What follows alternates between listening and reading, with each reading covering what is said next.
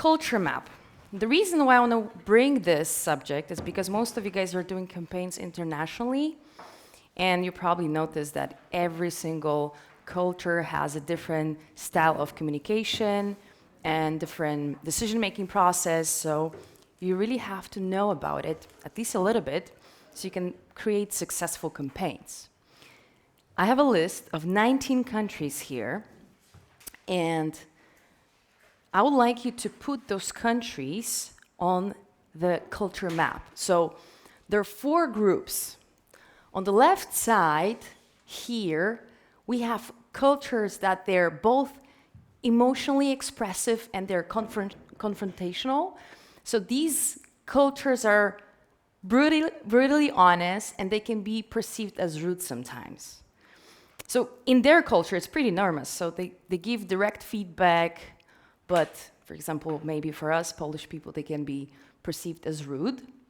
Then below, we have cultures that they're confrontational, but they're emotionally unexpressive. So these cultures are brutally honest, but they're delightfully polite. So they can give you a feedback, but in such a very direct feedback, but in a very, very polite way.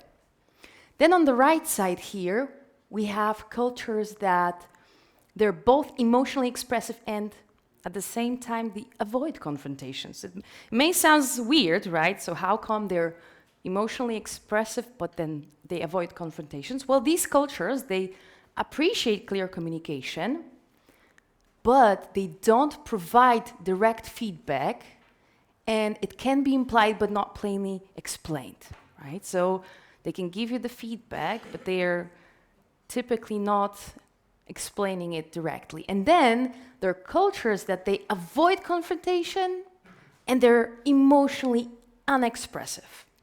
So these cultures, they appreciate nuance, communication. The feedback is typically hidden between the lines. So they're like poetical, they give you the feedback, but it's really, really between the lines. So I would like you to group those using your intuition. Probably you're not going to be able to guess all of them, and that's okay. So I will come back to these 19 countries. I'm going to display them here. Try to work as a group. I think it's going to be easier if you just chat together at your tables, and I'd like you to guess and put those 19 countries on the map. If you have any questions and you don't remember, I mean, there is an explanation here, in case you guys forgot. But if you need more information, you're not sure, just let me know, okay? 5 minutes. Okay, let's see. How is it? Difficult? Yes. It is difficult.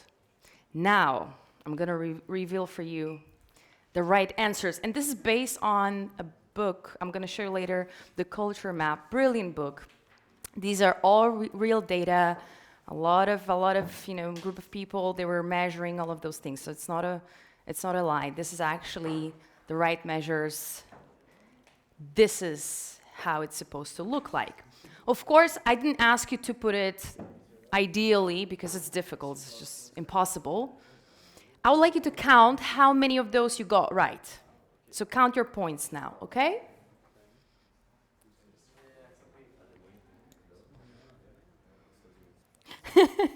Lada is like, nope, this one, nope. I didn't get that one, this one either. Don't worry. It's difficult. Did you count? Joe, 7. Nice. Not bad. Okay. 8. Okay. 9. 5. Come on, guys. You did it so fast. You see? It's better to think it through then. 10. Wow. That's amazing, Lada. That's awesome. Okay. What about you guys? Andre, Bruno? 8. You guys, Lada, you won. I mean, your group. Again. Congratulations. So, guys, what this exercise tells us. Okay, okay. I thought she's going to count it again. You won, girl. It's okay. It's fine. We're not gonna double check it, although maybe we should. What this exercise tells us?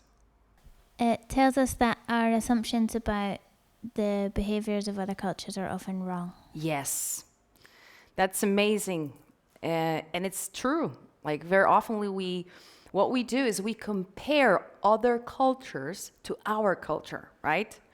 So what for us, it's, for example, being considered as rude, for them is something that it's really normal. Yes, and it tells us also that we don't really know a lot about other cultures, right? So we're doing these campaigns, and we're thinking that, oh, what worked in the US is going to work in the UK, and it's not. Or what worked in Europe, it's going to work in Arabic countries, and it's not working.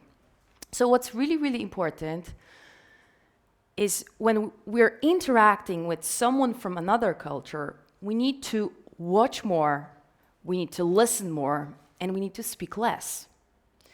And it's difficult when you guys plan campaigns. I know it's difficult when you're reaching out to different countries for the first time. You don't know anything about them.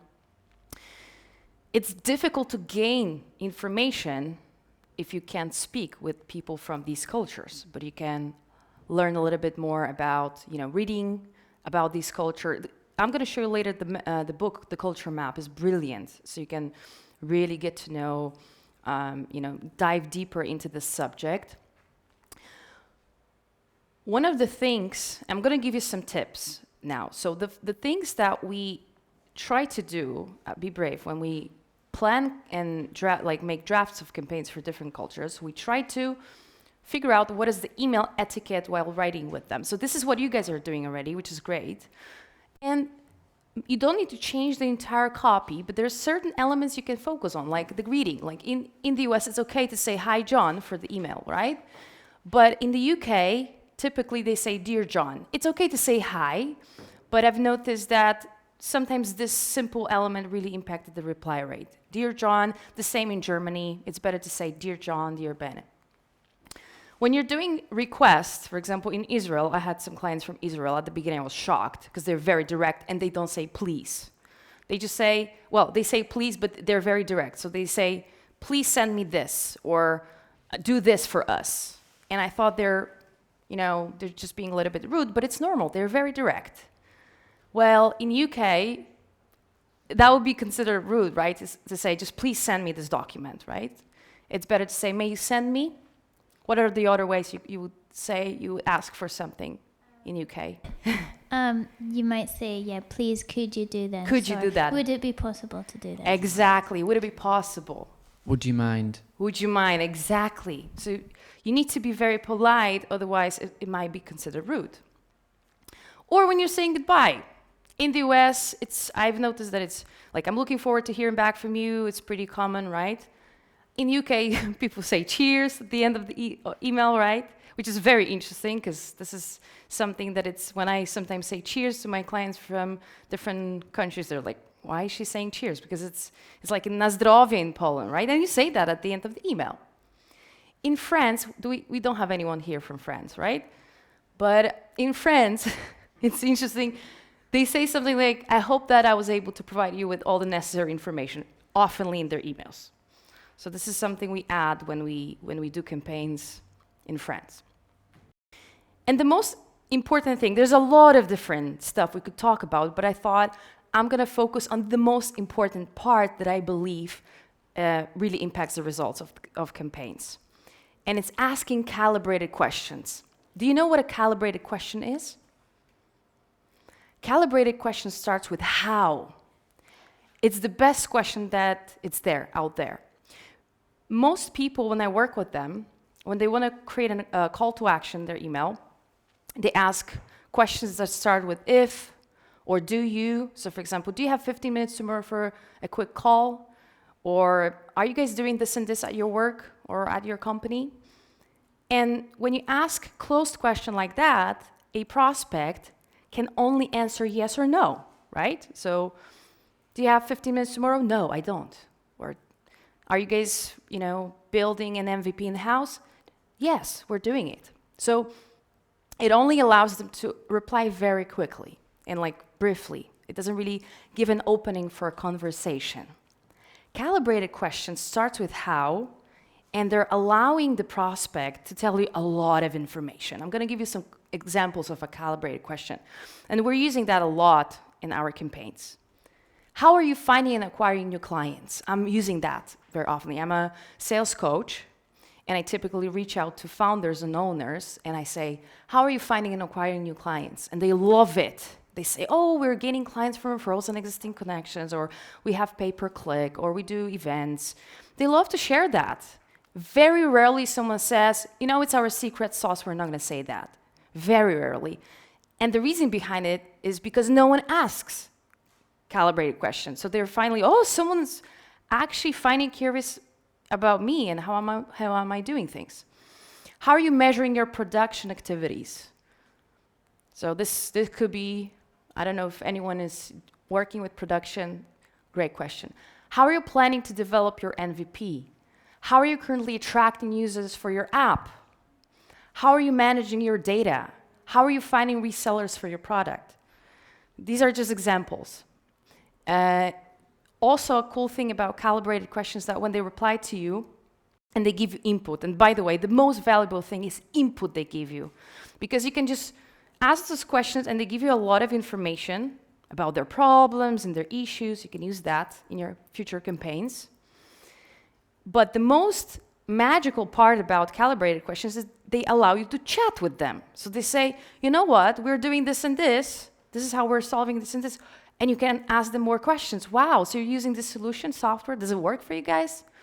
And you can have like a really high quality human-to-human networking on email, on LinkedIn, via email or LinkedIn. What I would like you to do, I would like you to turn the pages that you guys had, I gave you with the culture map. And I would like you to write 10 calibrated questions. If you don't have enough, input, enough ideas, it can be 5, but I want to challenge you. I would like you to write down 10 questions, calibrated questions. You could ask your prospects. So they need to start with how. And later when you finish, you can read them, and I can tell you if I ever use those questions in my campaigns and what was the reaction. And I would encourage you to really use them in your campaigns and test them, because they can really increase your reply rate and can give you a lot of input on prospects. Okay?